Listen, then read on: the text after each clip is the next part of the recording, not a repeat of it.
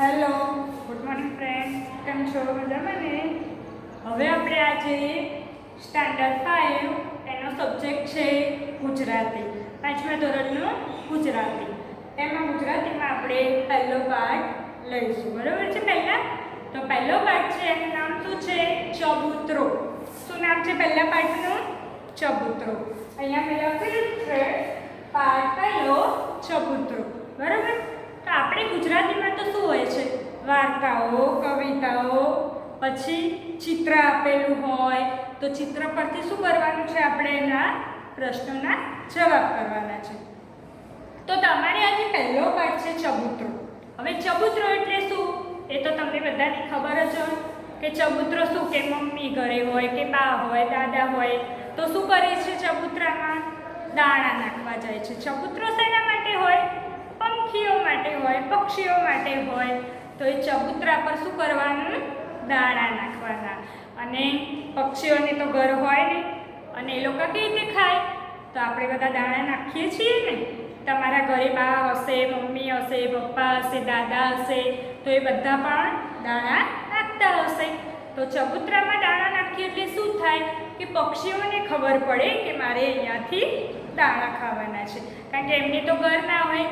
આપણા જેમ આપણે તો કેવું, મમ્મી ને પપ્પા કમાવા જાય, પૈસા લાવે, પછી આપણે મમ્મી રસોઈ બનાવે અને આપણે ખાઈએ છીએ. પણ પક્ષીઓને તો એવું ના જ હોય. પક્ષીઓને શું હોય? એમને તો દાણા મળે ત્યાંથી ખાવા પડે. તો એમના માટે સ્પેશિયલ જગ્યા હોય. કારણ કે પક્ષીઓને કેવું, સહેજ બી તમે અવાજ કરો છો તે શું થાય છે? એ પક્ષી ઉડીને જતું રહે છે ને. તો પછી આપણે ગમે ત્યાં દાણા નાખીએ તો દાણા પણ શું થાય?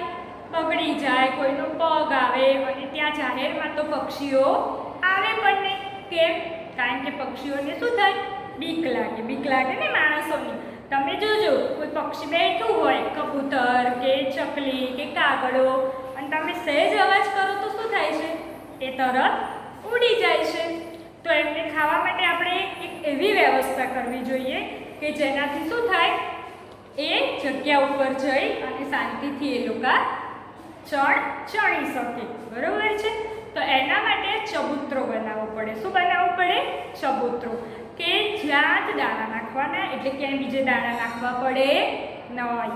એટલે ચબૂતરો બનાવવો પડે કે ત્યાં બધા શું કરે? દાણા નાખે, અને પક્ષીઓને પણ ખબર પડી જાય કે મારે અહીંયા ચણવાનું છે. એટલે પછી એ બધા શું કરે? ત્યાં જાય અને શાંતિથી ચણી શકે, બરોબર છે? એ તો તમને ખબર પડી ગઈ. ચબૂતરા તો તમે બધા જોયા જ હશે. હવે તો આપણે સોસાયટીના દરેક સોસાયટીએ થઈ ગયા છે ને ચબૂતરા. તમે બધા તો જોયા જ છે. પછી ચબૂતરામાં બીજું શું હોય?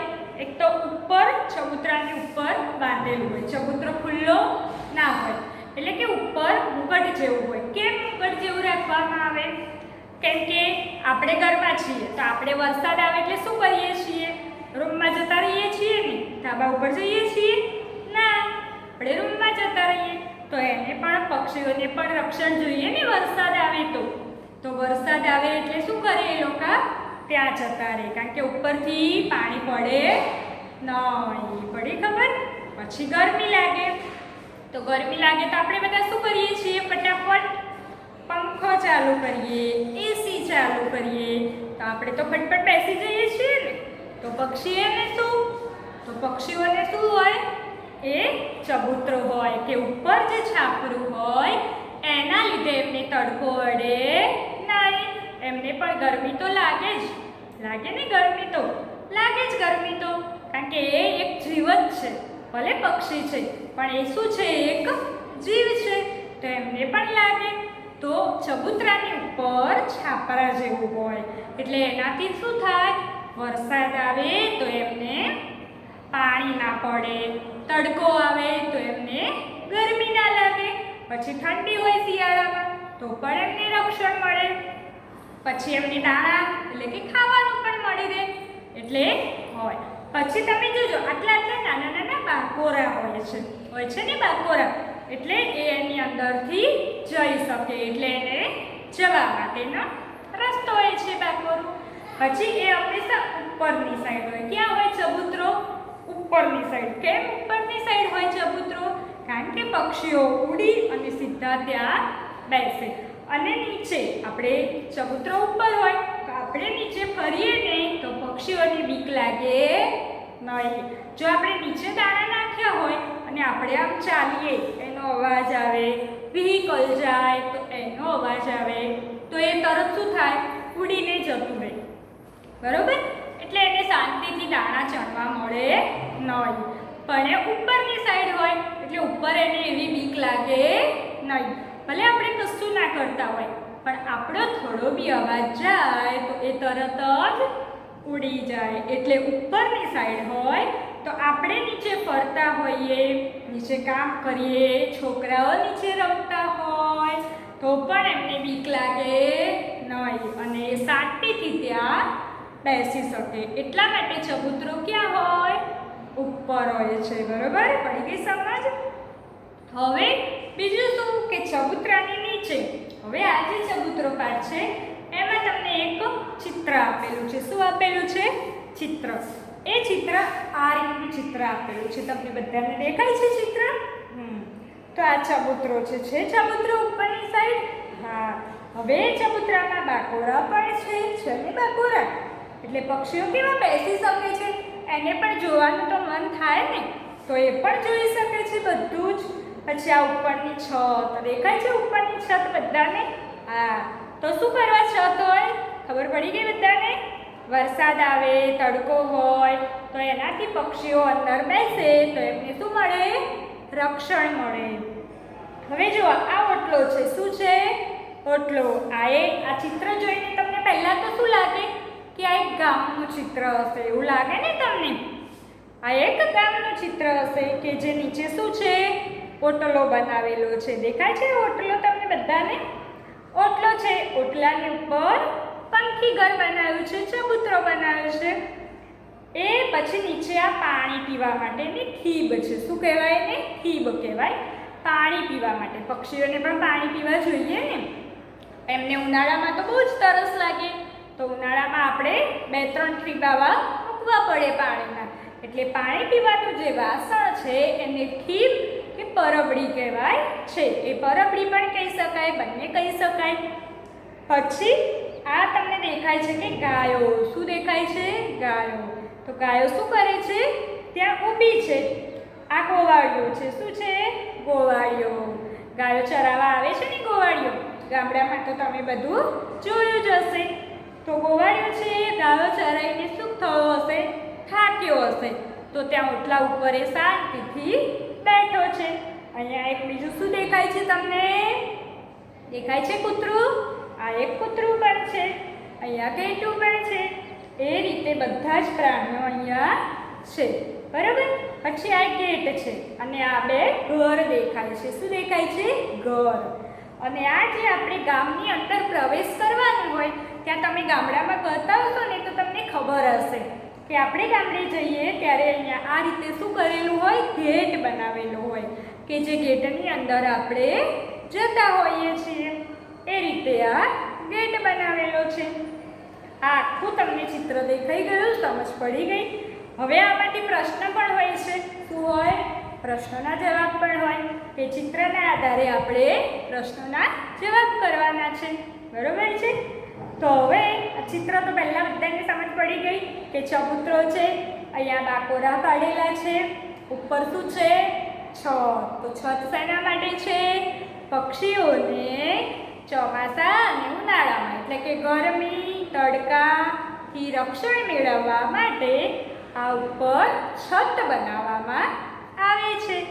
પછી છે આ ચિત્ર. તો આનો શું સવાલ હોય કે પક્ષીઓને પાણી પીવા માટે શેની વ્યવસ્થા કરી છે? એવું પૂછે તો આપણે શું કહીશું કે પક્ષીઓને પાણી પીવા માટે ઠીબની કે પરબડાની વ્યવસ્થા કરેલી છે. હવે આ ચબૂતરાની નીચે ઓટલા ઉપર કોણ બેઠું છે? કોણ બેઠું છે? તો ઓટલા ઉપર ગોવાળિયો બેઠો છે. બરાબર? પછી આપણે એવું બોલાય કે ઓટલાની બાજુમાં કયા કયા પ્રાણી છે? તો તમને પ્રાણીના નામ દેખાય છે ને? ગાય છે, કૂતરું છે, બકરી છે, બરોબર છે, એ બધા જ પ્રાણી બેઠેલા છે. હવે તમને બીજું શું દેખાય છે ચિત્રમાં? તો ગામની અંદર જવાનો રસ્તો એટલે કે ગેટ દેખાય છે. ઉપર શું છે? ગેટ.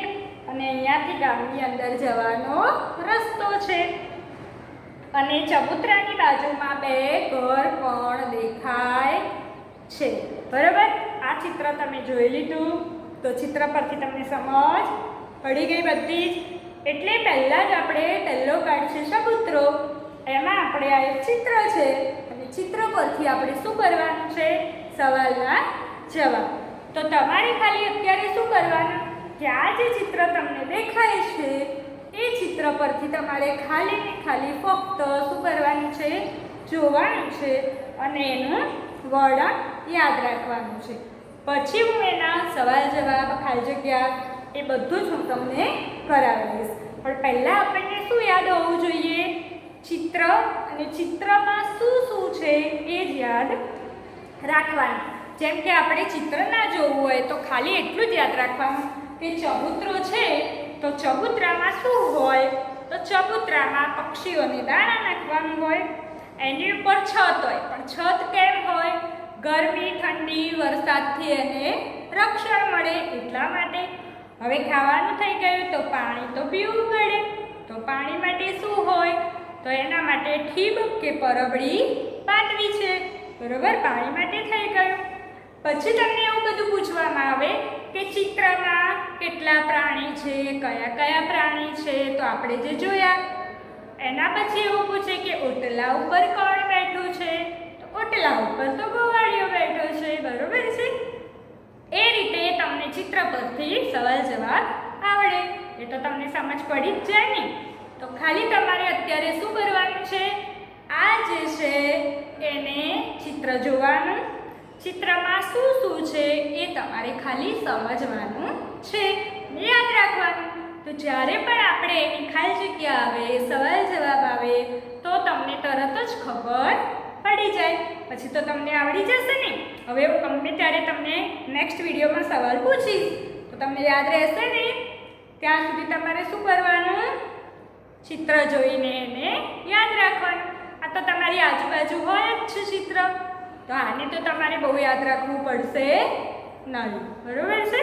હવે નેક્સ્ટ વિડીયોમાં હું તમને સવાલ જવાબ અને ખાલી જગ્યાઓ એ કરાવીશ.